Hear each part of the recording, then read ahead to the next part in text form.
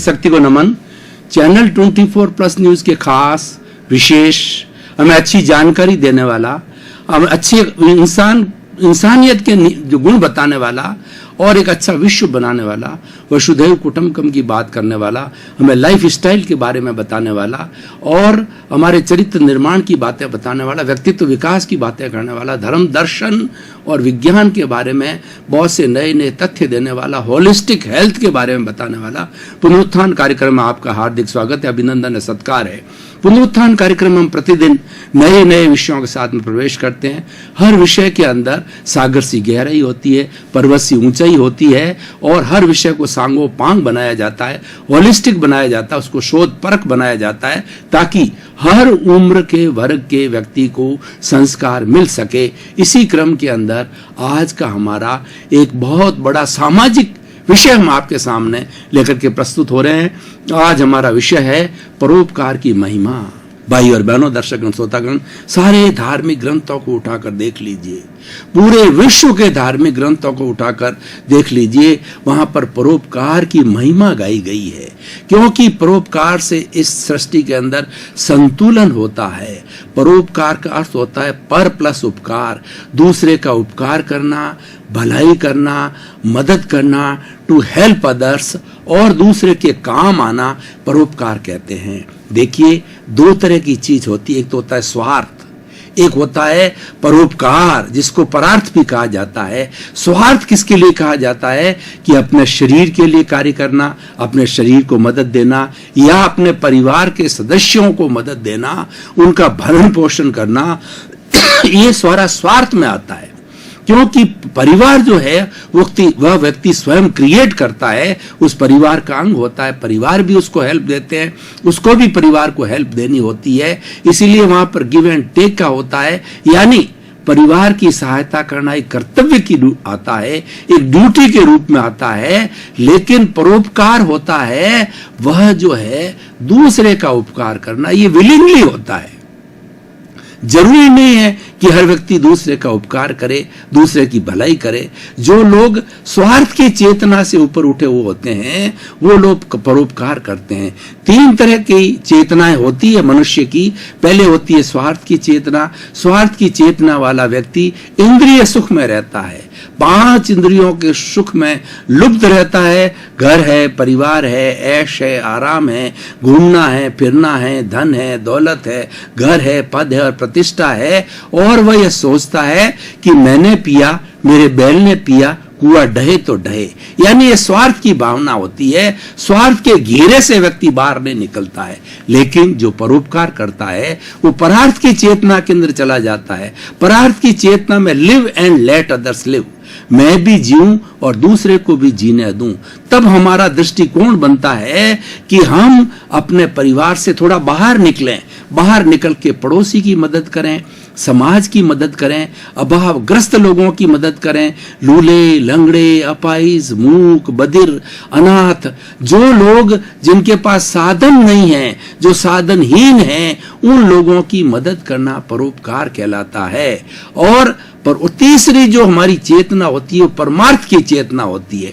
परमार्थ की चेतना वाला व्यक्ति अपना घर बार धन संपत्ति छोड़ के संन्यास ग्रहण कर लेता है, या वो हर क्षण जो दूसरे के लिए चिंतन करता है उसके अंदर अपने परिवार से उसका विशेष संबंध नहीं रहता है। वह एक साधु सन्यासी के रूप में होता है और वो तो महान आत्माएं होती है जो कि जगत कल्याण का कार्य करती है और जगत के भलाई के लिए काम करती है और पूरे समय कार्य करती है। लेकिन व्यक्ति अपने परिवार में रहकर, अपने समाज में रहकर के दूसरों की जो मदद करता है वो परोपकार कहलाता है। अब देखिए, परोपकार जो है वो सेवा के माध्यम से होता है। सेवा तीन तरह की होती है, तन की सेवा, मन की सेवा और धन की सेवा। देखिए, कोई व्यक्ति ऐसे होते हैं, हमारे समाज में सभी तरह के लोग होते हैं। कुछ लोग धनवान होते हैं तो वो अपने धन का सदुपयोग अपने ऐसे भाइयों का सहयोग करके, कुबेर होता है अपने भाइयों का सहयोग करके, जो जिनके पास साधन नहीं है उनको अपना धन का जो है सदुपयोग करके, जैसे कोई पढ़ना चाहता है उसको स्कॉलरशिप देना, और कोई ट्रीटमेंट कराना चाहता है उसकी चिकित्सा में सहयोगी बनना, और किसी को भरण पोषण की तकलीफ है उसको भरण पोषण के लिए जो है वो उसका सहयोगी बनना। जिस जिस अभावग्रस्त व्यक्ति को जिस जिस चीज की आवश्यकता होती है उस चीज की पूर्ति करना है, वह परोपकार कहलाता है। अब देखिए, ये तो हो गया धन की सेवा।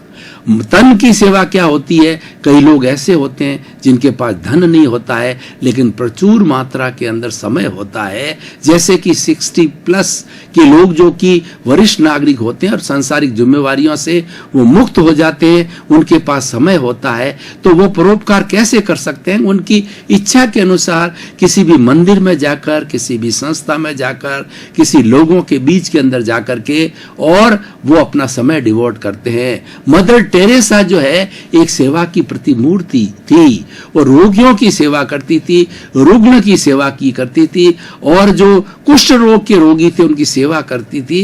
वो उनके रोम रोम के अंदर सेवा जो है वो रमी हुई थी। इसलिए मदर टेरेसा जो है परोपकार का एक सर्वोत्तम उदाहरण है। वो हमारे लिए अनुकरणीय, स्तुति है, वंदनीय है। उस उदाहरण को हमें ध्यान में रख करके और हमारा कुछ समय जो परोपकार के अंदर बिताना चाहिए। अब देखिए, तन की सेवा हो गई, धन की सेवा हो गई। कुछ लोग ऐसे होते हैं न तो उनके पास में समय होता है न उनके पास में धन होता है, तो ऐसे लोगों की भी आवश्यकता है। हमारे संस्थाओं के अंदर, हमारे समाज के अंदर कुछ ऐसे लोग होते हैं जो कि परोपकार करते हैं तन के माध्यम से और धन के माध्यम से, लेकिन हर व्यक्ति सम्मान चाहता है, हर व्यक्ति अपनी जो है वो प्रोत्साहन चाहता है। ऐसे लोग जो सेवा करते हैं उनको समय समय पर प्रोत्साहित किया करना वो मन की सेवा है कि आप जो सोसाइटी के लिए बहुत अच्छा कार्य कर रहे हो, ईश्वर आपको सलामत रखे और ये परोपकार आप जीवन भर करते रहें। आपका कार्य बहुत अनुकरणीय है, स्तुत्य है, वंदनीय है, और आप कितना बड़ा कार्य कर रहे हो, लोगों की सेवा कर रहे हो। इस प्रकार हम कुछ प्रोत्साहन के शब्द उनके लिए कहते हैं, उनकी प्रशंसा करते हैं, उनका हम स्वागत करते हैं, अभिनंदन करते हैं, सत्कार करते हैं। वो सब मन की सेवा कहलाती है। और जितने भी तरह के ये अवार्ड्स दिए जाते हैं, सम्मान समारोह होते हैं, वो सब मन की सेवा के अंतर्गत आते हैं, क्योंकि वो लोग या तो तन से या धन से जो है वो समाज की सेवा करते हैं, अभावग्रस्त लोगों की सेवा करते हैं। तो भाइयों और बहनों, दर्शकगण, श्रोतागण, एक बहुत ही सुंदर विषय है। और देखा जाए तो ये जो मनुष्य जीवन मिला है वह बहुत ही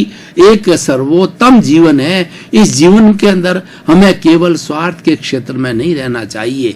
हमारा शरीर है, हमारा घर है, हमारा परिवार है, स्वार्थ भी जरूरी है, लेकिन एक स्वार्थ सीमा तक होना चाहिए। ऐसा कहा जाता है कि कुत्ता भी अपना पेट भर लेता है, यानी इस प्रकृति ने 84 लाख जीवा योनि के प्राणियों को जन्म दिया है और वो इसका भरण पोषण करती है, और इसका भरण पोषण करने के लिए उसके पास में प्रचुर मात्रा में साधन है। पृथ्वी, जल, अग्नि, वायु और आकाश, ये 5 भूत है। इस 5 भूतों से हर प्राणी का जन्म होता है, हर प्राणी का भरण पोषण होता है, और व्यक्ति जब राम नाम सत होता है, इस संसार से विदा ले लेता, उसकी मृत्यु हो जाती है, तब वो उसका शरीर है 5 भूतों के अंदर विलीन हो जाता है। पृथ्वी में, जल में, अग्नि में, वायु में और आकाश के अंदर पुनः जाकर के अपने स्थान के ऊपर वो जो है तत्व मिल जाते हैं। इस प्रकार से सारी सृष्टि चलती रहती है। इस सृष्टि जो है पूरी एक साइकिल है, पूरी एक चक्र है, और इसके अंदर जितनी एनर्जी होती है वह एनर्जी उतनी ही रहती है। वह एनर्जी रूपांतरण होती है, ठोस से द्रव में होता है, द्रव से गैस से होता है, गैस पुनः ठोस से होता है। और हमारा जो शब्द है वो हमारा तरंगों के अंदर बदलता है, तरंगों से ध्वनि में जाता है, और ध्वनि से लोगों को सुनाई देता है, और उसके बाद के अंदर पिक्चर में भी बदल जाता है। उसी कॉन्सेप्ट के आधार पर, ये वाइब्रेशंस के कॉन्सेप्ट कॉन्सेप्ट के आधार पर टीवी का और मोबाइल का, सारी केबल्स का, इंटरनेट का, सब का आविष्कार जो है इस वाइब्रेशंस के कन्वर्शन ऑफ द एनर्जी के माध्यम से हुआ है। तो भाई और बहनों, ये सृष्टि की बात हम कर रहे थे। तो सृष्टि सबका भरण पोषण करती है, प्रचुर मात्रा के साधन हैं, लेकिन सवाल यह कि वह साधन की पूर्ति तो व्यक्ति थोड़े से परिश्रम से कर लेता है, लेकिन शेष समय में क्या करेगा? शेष समय में जब उसको अपने पुण्यार्जन से उसको धन मिलता है या अच्छा स्वास्थ्य मिलता है, तो अपना कोटा पूरा करने के बाद में शेष बचा हुआ समय उसे निरर्थक काम के अंदर, भोग विलास के अंदर, इंद्रिय सुख में समाप्त नहीं करना चाहिए। उसको हमेशा ध्यान रखना चाहिए, simple living and high thinking. व्यक्ति को बहुत सादगीपूर्ण होना चाहिए, कम आवश्यकताओं के अंदर अपनी पूर्ति करने के बाद में जो साधन हमारे पास शेष बचे होते हैं हमारे भाई लोगों के लिए, हमारे अभावग्रस्त लोगों के लिए, वो उपयोग में आने चाहिए। तभी सृष्टि के अंदर संतुलन होता है, क्योंकि इस सृष्टि में सारे भाग्यशाली नहीं होते हैं।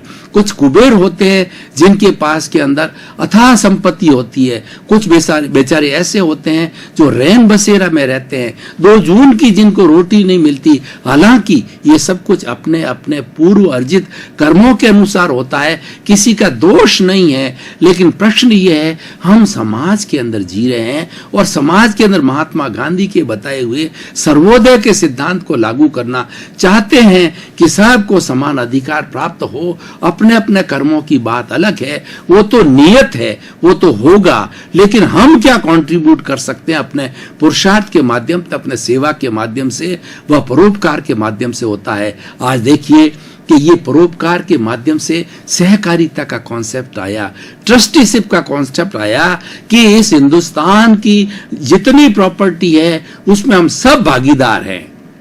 चाहे कोई साधन संपन्न व्यक्ति है, चाहे अभावग्रस्त व्यक्ति है, दोनों ही उसके सदस्य है।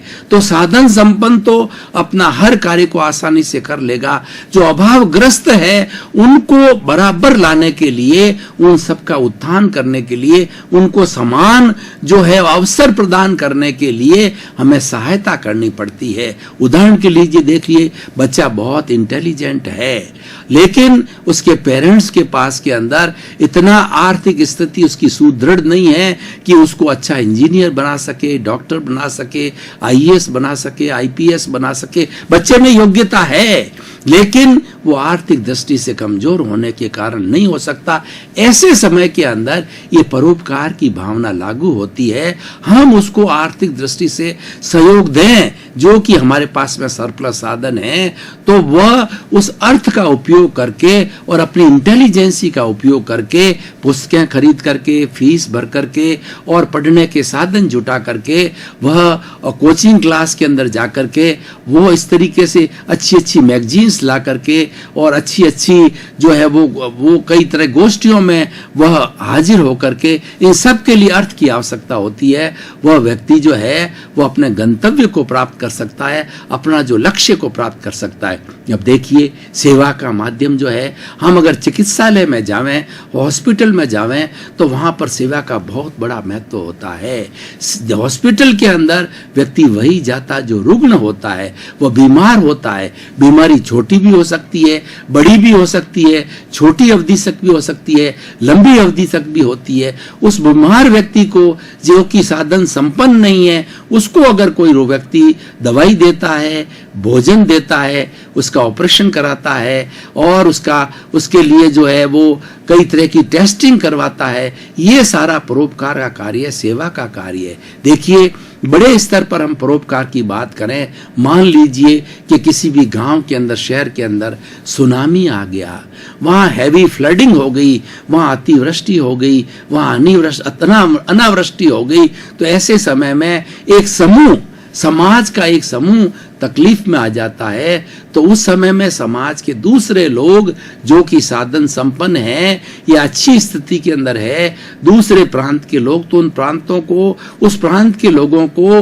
उन लोगों को जो बेचारे तकलीफ के अंदर है उनके पास जाकर के उनका सहयोग करना चाहिए। उस तकलीफ से उनको बाहर निकालना, उनकी चिकित्सा करना, उनके भोजन पानी की व्यवस्था करना, उनके आवास की व्यवस्था करना, पुनर्वास की व्यवस्था करना, ये सारा परोपकार होता है। और बड़े बड़े ऑर्गेनाइजेशन खड़े हो गए हैं ट्रस्टीशिप के माध्यम से, सहकारिता के माध्यम से, परोपकार के कॉन्सेप्ट के कारण बड़े बड़े ऑर्गेनाइजेशन हैं जो कि लोगों की सेवा करते हैं। जैसे कि आई हॉस्पिटल, आई कैंप लगवाते हैं और व्यक्ति के जो है अच्छे अच्छे डॉक्टरों को बुला करके उनको फीस पे करके और फ्री ऑफ द चार्ज जो है पूरे बॉडी की चेकिंग करवाते हैं और फ्री ऑफ द चार्ज जो है स्कूलों के अंदर निस्वार्थ रूप से जो है उनको पढ़ाया जाता है, फीस की व्यवस्था करते हैं। और जब सर्दी पड़ती है, ठिठुरन होती है, आदिवासी समाज के पास कपड़े नहीं होते हैं तो कपड़े बांट करके उनके जीवन का बचाव करते हैं। तो इस तरीके से ये जो सेवा का माध्यम है वो बहुत बड़ा माध्यम है, उसको परोपकार कहते हैं। लेकिन परोपकार हर व्यक्ति कर सकता है और हर स्थिति के अंदर कर सकता है, उसके लिए भावना होनी चाहिए। परोपकार के लिए साधन हो अच्छी बात है, साधन ना हो और भावना हो तो भी वो परोपकार कर सकता है। उदाहरण के तौर पर देखिए, एक डॉक्टर है, वो हॉस्पिटल के अंदर बैठता है, उसकी ड्यूटी है, उसको पारिश्रमिक मिलता है, उसको वेतन मिलता है, उसको जो है रोगियों को अटेंड करना होता है। लेकिन जब रोगी उसके पास में आवे और वो सेवा भावना रखने वाला है, वो परोपकार की भावना रखने वाला है, तो निस्वार्थ भाव से जो है उस रोगी को वो देखेगा, चेकअप करेगा, उसको पूछेगा, उस पर टाइम डिवोट करेगा और उसके साथ में प्रेम से बातचीत करेगा।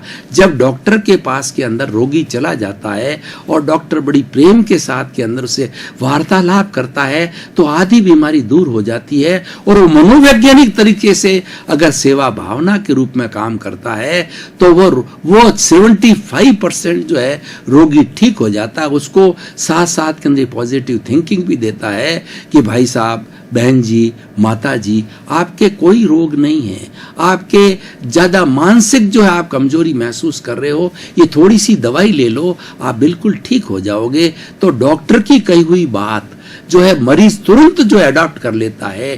टीचर की कही हुई बात को जो है बच्चा तुरंत अडॉप्ट करता है, पेरेंट्स की बात को अडॉप्ट नहीं करता है, टीचर की करता है। पेशेंट दूसरे की बात को अडॉप्ट नहीं करता है, वह जो है वो डॉक्टर की बात को अडॉप्ट करता है, क्योंकि वह उसकी अथॉरिटी है, क्योंकि वह उसका मार्गदर्शक है और क्योंकि उसके प्रति श्रद्धा है। जब वो एक्सेप्ट करता है तो ऐसा व्यक्ति वहां बैठा बैठा सेवा कर सकता है। अब देखिए कि सेवा करने के लिए मान लीजिए एक टीटी है जो कि कोच के अंदर जा रहा है और वह टीटी की ड्यूटी है टिकट चेक करना, लोगों को देख, लेकिन उसका व्यवहार कैसा है? अगर उसका मधुर व्यवहार है, वो अनावश्यक रूप से किसी को तंग नहीं करता है, किसी बेचारा कोई वरिष्ठ नागरिक है, किसी को सीट ऊंची मिल रही है और कोई भी अगर मान लो युवक है, युवक से रिक्वेस्ट करके कि भाई ये 70-80 साल का बेचारा बुजुर्ग है, ऊपर नहीं चढ़ सकता, आप जो है नीचे की सीट है, आप ऊपर चले जाइए, इनको एडजस्ट कीजिए। थोड़ा परिश्रम करना पड़ता है, थोड़ा समझाना पड़ता है, तो युवक आसानी से समझ जाता है। क्यों? युवक भी समझता है कि मेरी अभी स्थिति है ऊपर जाने की, लेकिन इनकी स्थिति ऊपर चढ़ने की नहीं है। तो इस तरीके से। और दूसरा क्या है, किसी तरह से अगर भीड़ होती है तो भीड़ को कैसे एडजस्ट करना होता है, वो वैकेंट प्लेस के अंदर बिठाना होता है, उनके साथ डांट डपट करके या उनको बेचारों का इंसल्ट करके, उनको मार पीट करके जो है डब्बे से बाहर निकालना करना, इस तरीके की बातें जो है ये परोपकार की बातें नहीं है। हर व्यक्ति हर क्षण हर स्थान पर सेवा कर सकता है, इसीलिए उसकी भावना होनी चाहिए। पब्लिक डीलिंग में तो सेवा का इतना स्कोप है, परोपकार का इतना स्कोप है, 100% स्कोप है। मान लीजिए कि जो है एक टिकट जो है देने वाला जो काउंटर पर बैठा है और व्यक्ति का रिजर्वेशन कर रहा है, थोड़ा सा इधर उधर तलाशता है तो उसको कंफर्म टिकट मिल जाती है, नहीं तलाशता है और सिंपल वे के अंदर चला जाता है तो वेटिंग में आ जाता है, तो उसको अच्छी तरह से कंफर्मेशन कराना टिकट का ये एक सेवा हो गई। तो सेवा हर तरीके से की जा सकती है। मान लीजिए कि ट्रेडर है और वह सामान बेच रहा है और ग्राहक आता है, तो ग्राहक कई तरह के होते हैं, पैसे वाले भी होते हैं, कम पैसे वाले भी होते हैं, गरीब पैसे वाले भी होते हैं। तो हमारे पास में अलग अलग तरह की वैरायटी होती है। ट्रेडर अपनी महंगी चीज को बेचने के लिए कहता है कि मेरे पास तो यही है, और अगले की मजबूरी होती तो वही लेनी पड़ती है, लेकिन उसको 2-3 तरह की चॉइस बताई जाए तो वो उसके पॉकेट के हिसाब से, बजट के हिसाब से जो है वह चीज क्रय कर सकता है। तो ये एक बहुत बड़ी सेवा हो गई। तो ये सारा जो परोपकार का कार्य है, ये सामाजिकता का कार्य है। मनुष्य एक सामाजिक प्राणी है, बिना समाज के मनुष्य नहीं रह सकता है। मनुष्यों के समूह को समाज कहा जाता है। पशुओं का भी समूह होता है, जिसको खाली एक मात्रा हटा दी जाए, समझ, तो वह पशुओं का समूह हो गया। उनका भी समूह होता है, लेकिन उनमें अकल नहीं होती है, उनमें चिंतन शक्ति नहीं होती है। मनुष्य में चिंतन शक्ति होती है तो मनुष्य सेवा और परोपकार हर क्षेत्र में हर क्षण कर सकता। भाई और बहनों, दर्शकगण, श्रोतागण, अब हमारी जो पुनरुत्थान कार्यक्रम की परंपरा है कि हम हर एपिसोड को कसौटी पर कसते हैं और देखते हैं कि एपिसोड का क्या रिलीवेंस है, क्या सामाजिक उपयोगिता है, क्या इसकी जो है वो सोशल यूटिलिटी है, क्या ये कुछ समाज को एपिसोड शिक्षा दे सकता है, व्यक्ति को शिक्षा दे सकता है। तो मैं कहना चाहूंगा कि परोपकार की महिमा इतनी है कि हर व्यक्ति यदि परोपकार माइंडेड हो जाए, ये अगर सर्विस माइंडेड हो जाए, तो ये 7 अरब की जनसंख्या के अंदर कोई व्यक्ति कष्ट में नहीं रहेगा, क्योंकि वह जो है उसका कष्ट जो है कई लोगों की सेवा के बीच के अंदर बढ़ जाएगा। और थोड़ा थोड़ा सहयोग किसी को किया जाता है तो हम सभी समान हो जाते हैं, हम सबको सुविधाएं मिल जाती है, जिनके पास सुविधा है उनको प्राप्त हो जाती है। भाई और बहनों, दर्शकगण, श्रोतागण, खास तौर से इस एपिसोड का जो मुख्य उद्देश्य है वह मैं युवकों को कहना चाहता हूं कि हमारे भारतवर्ष में 80 करोड़ युवा है और उन युवाओं को हमें एक अच्छे राष्ट्र का निर्माण करना है। युवा वह होता है जो अपनी शक्ति का विस्फोट कर सकता है, युवा वह होता है जो शक्ति का पुंज होता है, उसमें कर्मजा शक्ति होती है, उसमें कुछ कार्य करने की ललक होती है, वह कुछ होना चाहता है, वह कुछ बनना चाहता है। तो ऐसे मेरे जो है युवक बंधुओं को मैं कहना चाहूंगा कि आप परोपकार का कॉन्सेप्ट जरूर ध्यान रखें। परोपकार और सेवा का माध्यम अपने जीवन के अंदर कभी भी नहीं छोड़ें, क्योंकि जिस किसी भी पोस्ट पे आप कार्य करेंगे, जो कुछ भी कार्य करेंगे, उसमें परोपकार का बहुत बड़ा महत्व है। और अगर आप परोपकार करोगे और जब रात्रि के अंदर सोकर के चिंतन करोगे कि आज मैंने क्या क्या परोपकार किया, अगर आपने 1, 2, 4 परोपकार किए, तो आपको जो लगेगा कि मुझे कितनी प्रसन्नता हुई है, कितनी खुशी हुई है। छोटे छोटे परोपकार किए जा सकते हैं। हम सड़क पर चल रहे हैं, सड़क पर एक बेचारा कोई सूरदास अंधा व्यक्ति सड़क को पार कर रहा लाठी के सहारे से, अगर उसको धीरे धीरे हाथ पकड़ के हम एक किनारे से दूसरे किनारे पर छोड़ देते हैं तो वो बेचारा किसी दुर्घटना से बच सकता है।